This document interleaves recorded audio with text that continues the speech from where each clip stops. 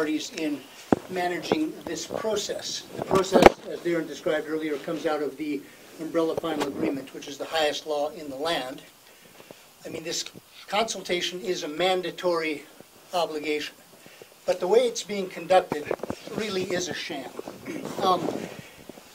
A couple years ago, or maybe 3 now, prior to the first round of consultation, all of the parties signed what was called a letter of understanding. This was not a legal agreement. It was a cooperative document that described how the parties would cooperate and collaborate in conducting the whole Peel planning process. And that document called upon the parties to cooperatively, and jointly was the word in the document, design and conduct public consultation. And that was in fact what happened in 2010. Those of you who were part of the 2010 consultation will remember it was a totally different format. It was a public meeting format. There were chairs set out for elders and anyone else who needed one. There were microphones to speak in. There were planners that gave a summary of the plan. There was one commission member there. But it really was an open process, a comfortable process that promoted dialogue.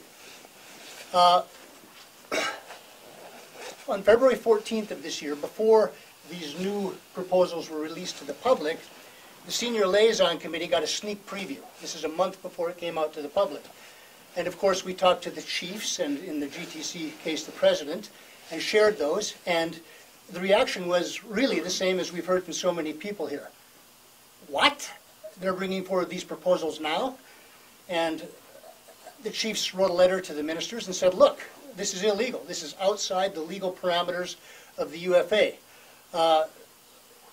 What we have to consult on now is the final recommendation on one hand and whatever modifications the parties proposed to the December 09 plan.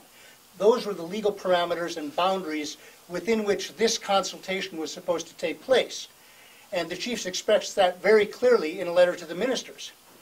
Well, it was kind of interesting. 2 days after that letter, the government released all of these new land use designations to the public and launched into this consultation process. But basically what they did is they threw that letter of understanding away. I mean, that was a collaborative document that the parties had engaged in. We were going to jointly conduct this. The government simply decided, screw it, we're going our own way and we're going to bulldoze this process through. And that's what they are trying to do, although I'm not saying they're succeeding in doing it by any means. But I think that's the reason that there were no chairs out, for example. I mean, that's a small part, but this sort of discussion was not envisioned in this type of consultation. This open house, the anticipation was that people would come in, walk a quick circle for a half hour, maybe make a comment and leave.